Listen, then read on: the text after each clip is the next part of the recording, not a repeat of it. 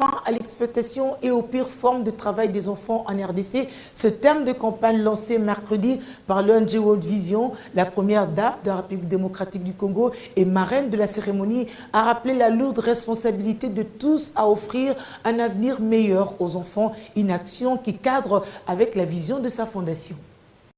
22% d'enfants travaillent tous les jours en République démocratique du Congo. Nombreux sont utilisés dans les carrières, recrutés dans les milices et groupes armés, certaines filles sont violées ou mariées précocement et beaucoup d'autres enfants vivent dans la rue. Il faut à tout prix mettre fin à l'exploitation et aux pires formes de travail des enfants en République démocratique du Congo. C'est la campagne lancée ce mercredi à Kinshasa par l'ONG World Vision.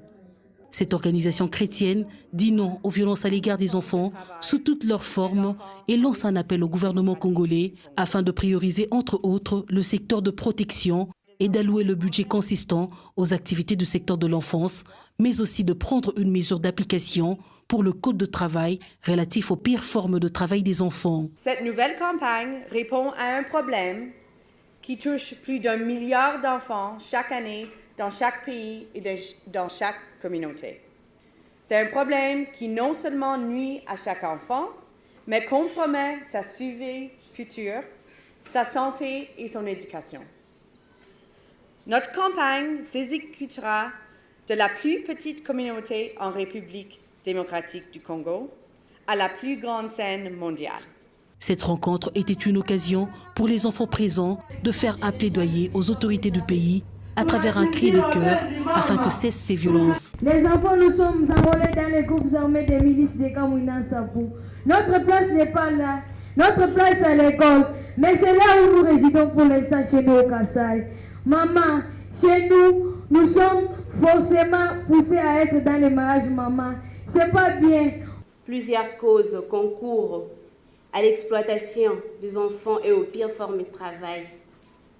La mauvaise qualité de l'éducation, la négligence dans l'éducation sociale, la pauvreté, la maladie ou les décès de parents, l'impunité, la corruption, les trafics d'influence, la peur des représailles, la persistance des conflits armés.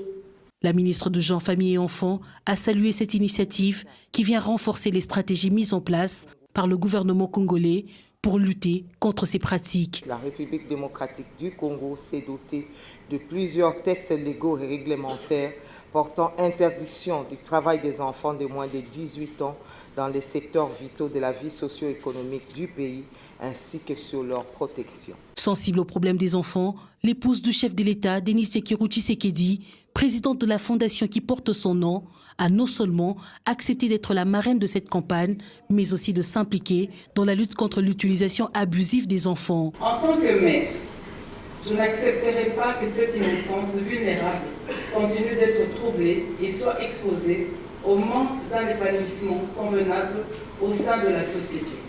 Chers enfants, sachez que vous n'êtes pas seuls. Je suis avec vous et rassurez-vous, je ne m'arrêterai pas au soutien de cette campagne. Nos enfants sont notre avenir. Nos enfants sont notre responsabilité. Aux côtés du gouvernement congolais, de World Vision, de l'UNICEF, des confessions religieuses ainsi que d'autres partenaires, Denis Sekirou Tshisekedi a pris l'engagement de porter plus haut ce plaidoyer.